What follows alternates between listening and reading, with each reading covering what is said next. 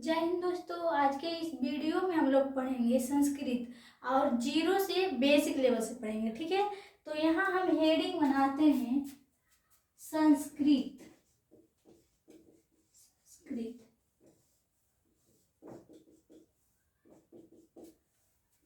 आपके board exam में भी 100 नंबर का संस्कृत पूछता है। ठीक है, तो संस्कृत में पहले पढ़ेंगे संस्कृत है क्या। तो संस्कृत एक, यहाँ लिखते हैं हम, संस्कृत एक भाषा है। और भाषा है तो किन की भाषा है, तो संस्कृत एक देव भाषा है। यहाँ लिखेंगे संस्कृत एक देव भाषा है, मतलब देवताओं की भाषा है। देवताओं की भाषा है। ठीक है, अब संस्कृत में सबसे बेसिक में पढ़ना है कि संस्कृत में वचन कितने प्रकार के होते हैं, पुरुष कितने प्रकार के होते हैं। तो हम यहाँ लिखते हैं वचन। संस्कृत में वचन को 3 भागों में बांटा गया है, लेकिन हिंदी में वचन को 2 भागों में बांटा गया, एक वचन और बहुवचन। संस्कृत में वचन को 3 भागों में बांटा गया, एक वचन, द्विवचन और बहुवचन। ठीक है, तो वचन को 3 भागों में बांटा गया, एक वचन, द्विवचन और एक होता है बहुवचन। ठीक है, और इसमें एक चीज और पढ़ना है, पुरुष।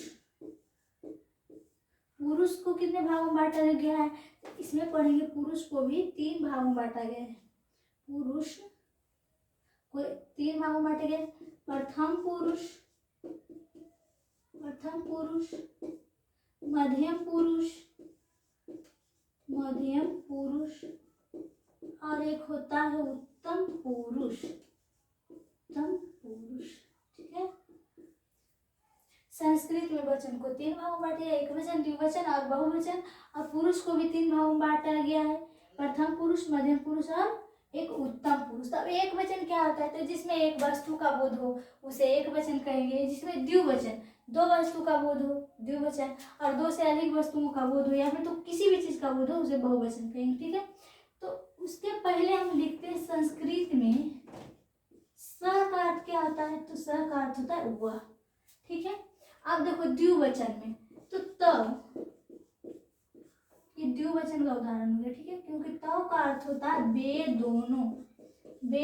ठीक है, अब आगे ते का मतलब होता है वे सब। उसके बाद इसी में पढ़ेंगे त्वम का अर्थ क्या होता है, त्वम का अर्थ होता है तुम। युवाम का अर्थ क्या होता है, तुम दोनों। युवाम का अर्थ होता है तुम दोनों। और संस्कृत में यूयम का अर्थ होता है तुम सब या तुम लोग कर सकते हैं। ठीक है, तुम सब। अब इसी में पढ़ना अहम मतलब क्या होता है, तो अहम मतलब होता है मैं। अगर जो पूछे आवाम मतलब क्या होता है, तब आवाम का अर्थ हो गया हम दोनों। और वयम का अर्थ हो गया हम सब या हम लोग। हम सब या फिर तो हम लोग। ये संस्कृत में इतना आप लोग को याद रखना है कि इसका क्या अर्थ होता है। ठीक है, यहाँ हम लिख देते हैं संस्कृत, और ये इसका हो गया हिंदी अर्थ। ठीक, अब पढ़ते हैं वचन। एक वचन किसे कहते हैं, द्विवचन किसे कहते हैं और बहुवचन किसे कहते हैं। ठीक है, अभी बताए वचन को 3 भागों में बांटा गया। तो एक वचन, पहला था एक वचन। एक वचन किसको कहते हैं, तो जिसमें किसी एक का बोध हो, किसी एक का बोध हो तो उसे एक वचन कहते हैं।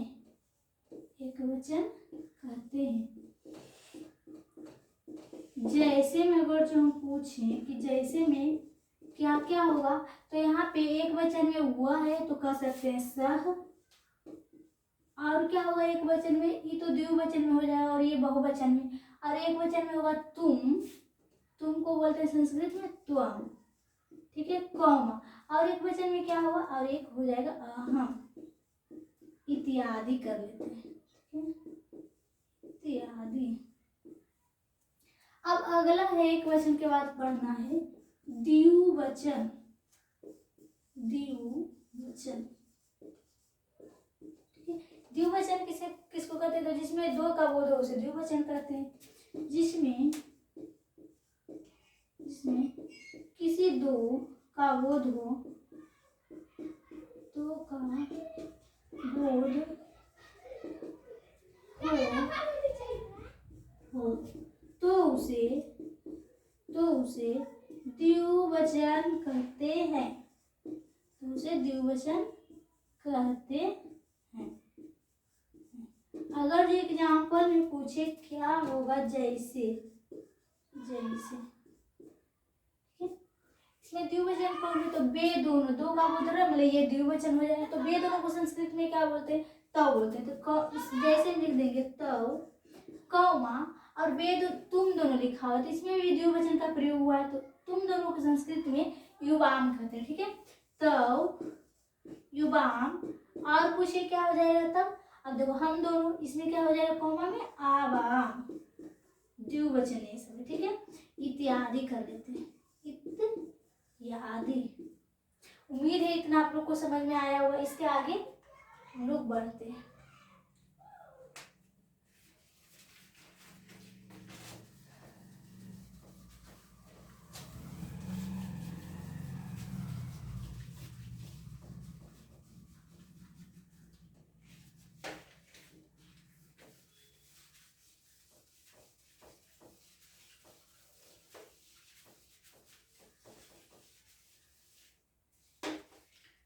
द्विवचन हम लोग पढ़ लिए। आगे तीसरा था बहुवचन। बहुवचन, ठीक है, तो बहुवचन किसको कहते हैं, तो जिसमें दो से अधिक का बोध हो, दो से अधिक का बोध हो तो उसे बहुवचन कहते हैं, तो उसे बहुवचन कहते हैं। अगर जो पूछे जैसे में एग्जाम्पल क्या होगा तब, इसमें दो से अधिक का बोध उसे बहुवचन कहते हैं। तो इसमें देखिए बे सब, तो इसमें दो से अधिक का बोध हो रहा है तो बे सब को संस्कृत में ते करते हैं, तो ते कौमा, और हो जाएगा तुम सब को संस्कृत में यूयम, ते कौमा यूयम कौमा वयम, अब इत्यादि करते हैं, ठीक, इत्यादि। ये था आप लोग को बेसिक पढ़ना, ठीक है। अब आगे हम लोग पढ़ेंगे लकार, ठीक है,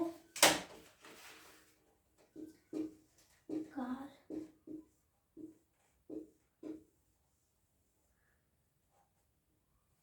लकार संस्कृत भाषा और इसको हम हिंदी में काल बोलते हैं, ठीक है। अब लकार को 5 भागों में बांटा गया है, मुख्य रूप से 5 भागों में बांटा गया। इसे होता है 10 प्रकार, ठीक है, मुख्य रूप से 5 भागों में बांटा गया। पहला होता है लट लकार, पहला पढ़ना है लट लकार। फिर दूसरा पढ़ना है लोट लकार, तीसरा पढ़ना है लिरिट लकार, और चौथा पढ़ना है लंग लकार, लंग लकार। और पांचवा पढ़ना है विधि लिंग लकार, ठीक है। लकार को मुख्य रूप से 5 भागों में बांटा गया, जिसमें पहला होता है लट लकार, दूसरा लोट लकार, तीसरा लिरिट, चौथा लंग लकार, और पांचवा होता है विधि लिंग लकार, ठीक है। इसके आगे हम लोग बढ़ते हैं।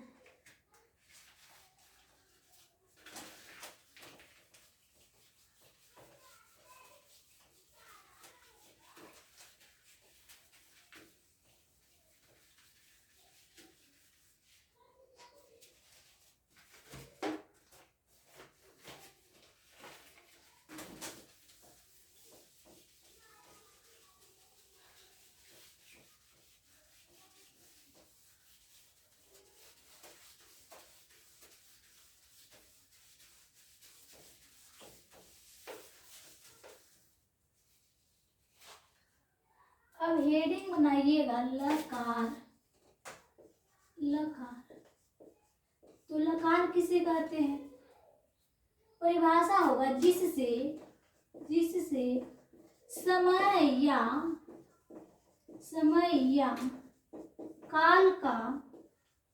समय या काल का बोध हो तो उसे लकार कहते हैं। अभी बताएं कि लकार को मुख्य रूप से 5 भागों में बांटा गया है। यहाँ हम लोग लिखेंगे लकार को मुख्य रूप से 5 भागों में बांटा गया है। लकार को मुख्य रूप से 5 भागों में बांटा गया है। तो पहला बताए थे कि होता है पहला लट लकार, जिसको हिंदी में बोलते हैं हम लोग वर्तमान काल। दूसरा होता है लंग लकार। आगे पीछे भी लिख सकते हैं, उसमें कोई दिक्कत नहीं होगा। लंग लकार, इसको बोलते हैं भूतकाल। और तीसरा होता है लिरित लकार। हिंदी में इसको बोलते हैं भविष्यत काल। और चौथा लकार पढ़ना है लंग लकार। इसका उल्टा लिखा गया, ये लिरित लकार नहीं, ये लंग लकार होता है। लंग लकार भविष्यत काल। और नीचे पढ़ना है लिरित लकार। ना पहला होता है लंग लकार वर्तमान काल, दूसरा लट लकार वर्तमान काल, दूसरा लंग लकार भूतकाल, और तीसरा होता है लिरित लकार भविष्यत काल। और चौथा पढ़ना है लोट लकार आज्ञा के अर्थों में।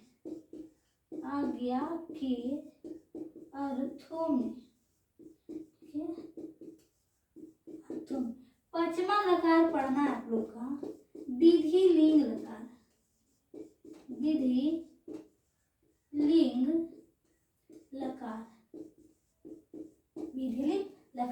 उसके बाद ये होता है चाहिए के अर्थों में।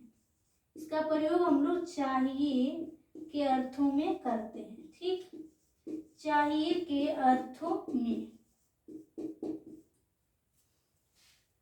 हम पढ़ा रहे हैं अभी लकार। सबसे बेसिक चीज जिससे समय या काल का बोध होता है उसे लकार कहते हैं। लकार को मुख्य रूप से 5 भागों में बांटा गया। पहला होता है लट लकार वर्तमान काल, दूसरा हम बताए लंग लकार भूतकाल, और तीसरा होता है लिरित लकार भविष्यत काल, चौथा होता है लोट लकार आज्ञा के अर्थों में, और पांचवा पढ़ना है विधि लिंग लकार चाहिए के अर्थों में। ठीक है, अब पहला लकार है लट लकार वर्तमान काल।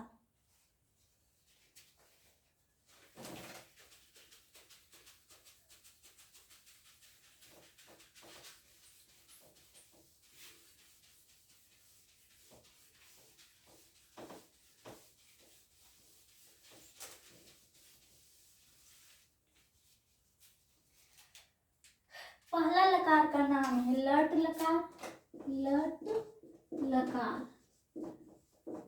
पहला। ठीक है, तो लट लकार किसे कहते हैं? परिभाषा हम यहाँ पे लिखेंगे जिससे वर्तमान समय का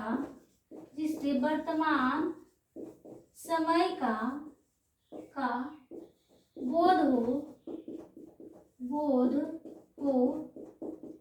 तो उसे क्या कहेंगे? लट लकार कहेंगे। जिससे वर्तमान समय का बोध हो तो उसे लट लकार कहते हैं। लट लकार कहते हैं। जैसे हम लिख सकते हैं राम पढ़ता है।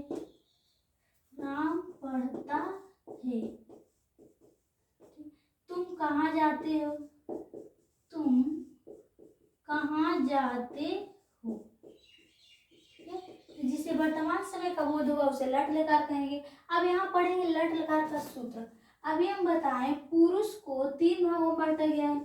प्रथम पुरुष, प्रथम पुरुष, फिर क्या होता है मध्यम पुरुष, मध्यम पुरुष।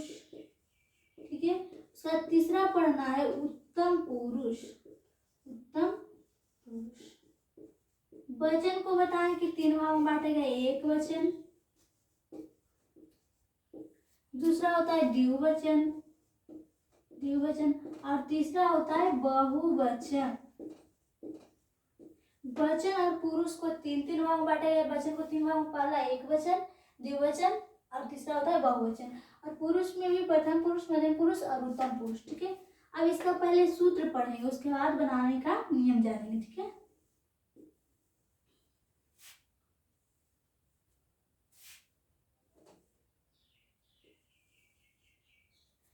प्रथम पुरुष का एक वचन में इसका सूत्र होता है ती, दूसरा होता है त, फिर बहुवचन में अंति, तीता अंति, फिर होता है सी, थ, थ। उसके बाद होगा आमी, आव, आमी, आव, आम। ये संस्कृत में आप लोग का सूत्र हो गया, और इसी पर जितना भी धातु रहता है इसी पर बनता है। ठीक है, ये याद हो जाएगा तो कोई भी धातु बन जाएगा। जैसे हम एक बता देते हैं,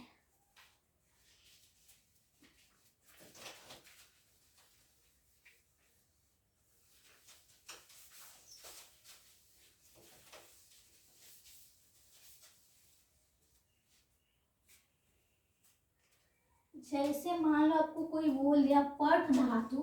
अब पठ धातु क्या है, पठ मतलब होता है पढ़ना। पठ संस्कृत वर्ड है जिसका अर्थ होता है पढ़ना। ठीक है, पठ मतलब पढ़ना। पठ धातु पर कोई बोल दे कि लट लकार लिखिए, लट लकार, लट लकार। ठीक है, पठ धातु लट लकार। तो इसको कैसे बनाते हैं, तो जैसे लिखा हुआ इधर प्रथम पुरुष, तो हम यहाँ लिख देते प्रथम पुरुष। दूसरा होता है मध्यम पुरुष, तो हम इसको लिखेंगे मध्यम पुरुष। तीसरा होता है उत्तम पुरुष, हम लिख देंगे उत्तम पुरुष। अभी बताए वचन को भी 3 भागों में बांटा गया। एक वचन, द्विवचन, उसके बाद तीसरा होता है बहुवचन। ठीक, बहुवचन। अब पठ धातु पर लिखना है, सबसे पहले हम क्या करेंगे, यहाँ पे पठ जो भी है, जो भी धातु बोलता है लिखने उसको हम लिख देंगे। पठ लिखने के लिए बोलता है तो हम पठ पर लिख देंगे पठ।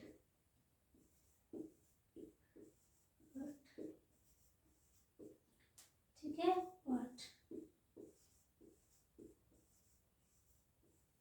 हलंत को लिखेंगे नहीं, क्योंकि हलंत यहाँ पे लोप हो जाता है। अब बोला पठ धातु लट लकार लिखने के लिए, तो लट लकार का जिसको सूत्र याद रहेगा वो आराम से लिख लेगा। तो ती त अंति, अब कुछ करना नहीं है, बस सामने सामने जोड़ देना है। ती बोल रहा है पहले, तो हम लिखेंगे पठ में ती जोड़े तो बन गया पठती। फिर जुटेगा त तो बन गया पठता, और इसमें जुटेगा अंति तो अ लिखेंगे नहीं, सीधे पठ जोड़ अंति होता है पठंती। ठीक है, उसके बाद इसमें जोड़ेगा सी, पठसी, फिर हो जाएगा पठथा, फिर जोड़ देंगे पठत, फिर आगे हो जाएगा पठामी। आमी के बाद क्या जोड़ना है, देखो आमी, उसके बाद जोड़ना आवा, फिर जोड़ना आम। तो पठ में आवा जोड़ेंगे तो बनेगा पठावा, फिर बन जाएगा पठाम। ये पठ धातु पर ऐसे बना, और इसी प्रकार कोई भी धातु दे देगा तो इसी पर बनेगा। जैसे हम यहाँ पे एग्जाम्पल में दे देते हैं कि गच धातु पर आप लोग बना सकते हैं। गच मतलब होता है जाना, इस पर बना सकते हैं। ठीक, अब आगे होता है लिख, जैसे में लिख, लिख मतलब हो गया लिखना, लिखना। अगला होता है क्रीड, क्रीड मतलब खेलना, इस पर आप लोग बना सकते हैं इत्यादि। उम्मीद है आज का ये वीडियो समझ में आया होगा। इसके आगे लट लकार के बाद जो भी लकार आगे पढ़ना था उसको हम अगला वीडियो में आप लोग को बताएंगे। ठीक है।